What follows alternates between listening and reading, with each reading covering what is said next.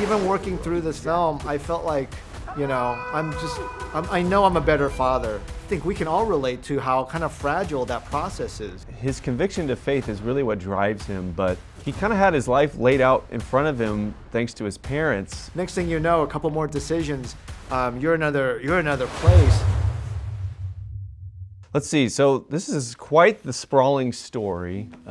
It's interesting because his conviction to faith is really what drives him, but he kind of had his life laid out in front of him thanks to his parents in a way, and he kind of throws that all aside. Was there any element of that part of the story that you resonated with? Yeah, I think in exploring, this film and also the characters, I would say that, for me, Mira was kind of the first character that I can relate to because her worldview is probably closest to mine. And it was such an interesting process because when you do independent films, there is no, you can work on it forever if you want to. And so really delving into the characters and John, I'd say, was probably the last character that I was able to kind of find certain common grounds and connection. But it is through all the other characters that I was able to kind of connect with him. But I think at the end of the day, he is also a human being. He has ambitions. He has searched for purpose, for connection, trying to kind of defy label, like all these things that I think makes us human. He was going through it. Yeah, it seems like a really intimate look at the motivations of the human spirit, like to find that connection, find purpose.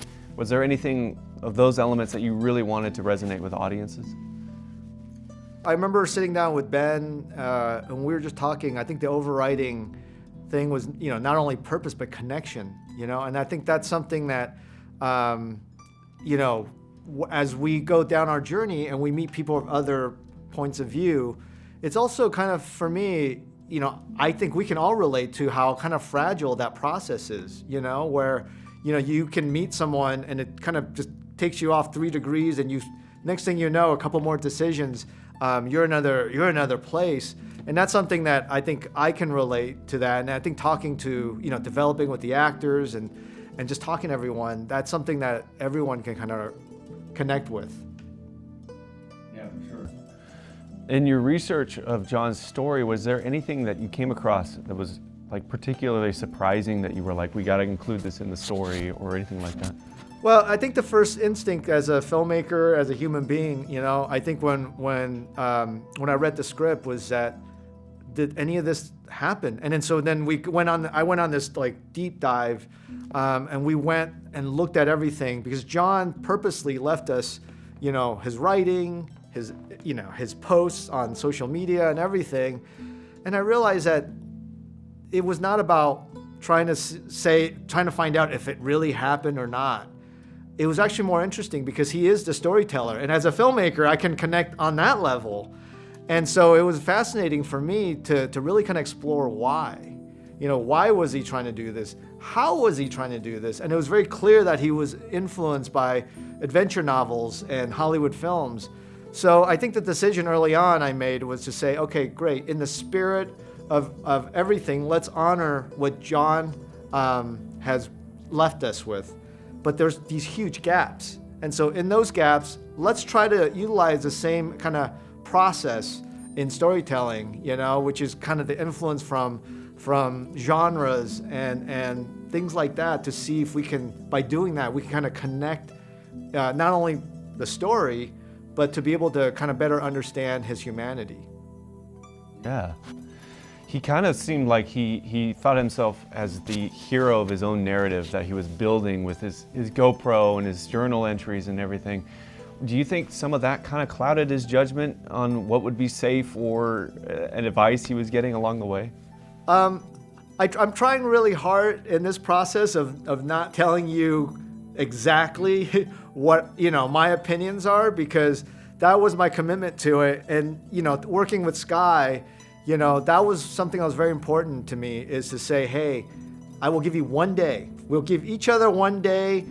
You can unload your opinion, your judgment, whatever you want. Let's just talk it out. But then once that day passes, I don't want to talk about that anymore, because now I want you to find your version of John. What does that mean? And so that was kind of the process. And I think in this, where we're living today, it's so interesting where everybody wants you to choose a side, you know? And then for me, what's important is to make this movie and not choose a side. I'm not here to try to change your worldview. I want you to hopefully experience this so that, you know, whether you agree or disagree or have very different opinions, that you realize at the end of the day, he is a human being with many layers.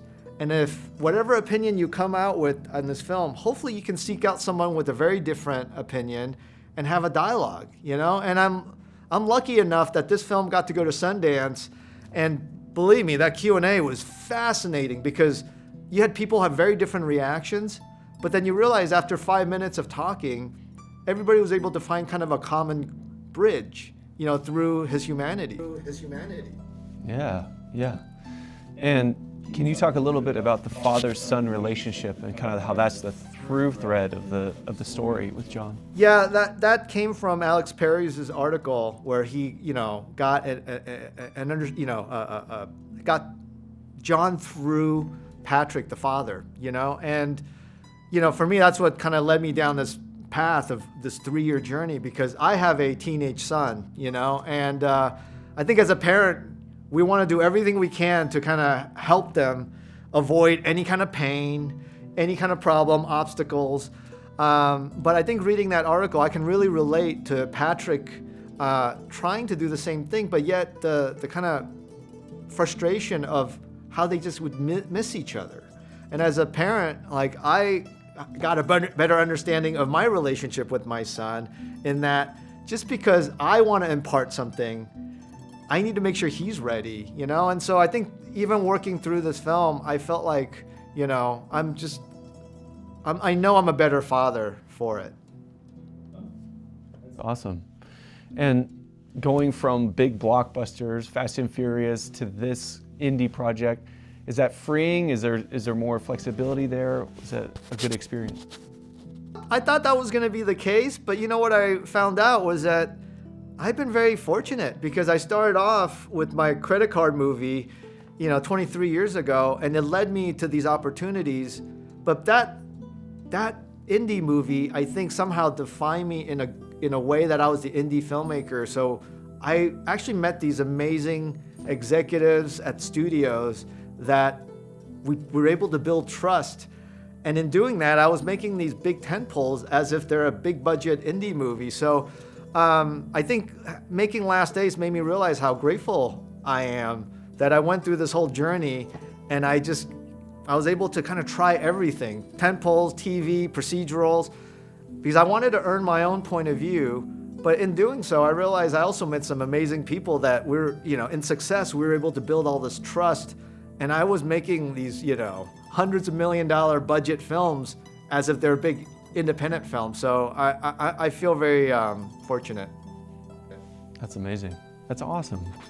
And what's the ultimate message that you hope audiences will walk away with after they see this film? You know, we live in a world right now where everything just is moving so fast. And, you know, something can pop up, and it's very easy for us to just judge, dismiss, move on, you know? And I just hope that you can watch this movie and, you know, you could still have the exact same opinion, but hopefully you take away that this is a human being. You know, we can slow it down. And it's also okay to not agree. It's okay to go find someone with a very different point of view and have a dialogue. I think that's what drew me to film when I was a kid. And I love that. And I feel like that's been lost, you know, because now it's all about, like, a lot of times with these films, like, you got to establish your point of view. And it's like, well, that's not what I wanted to do here, you know. I still have my point of view, but I don't think that was the exercise in doing, you know, going on this 3-year journey. Awesome. Hey, thank you so much, Justin. I appreciate it. It's great talking with you. Thank you. Thank you. Have a great day. Yeah, you too. Thanks so much for watching. Be sure to like, comment, and subscribe down below. And if you want more content like this, head over to movieguide.org. Movieguide is a nonprofit organization, and we are supported every day by viewers like you.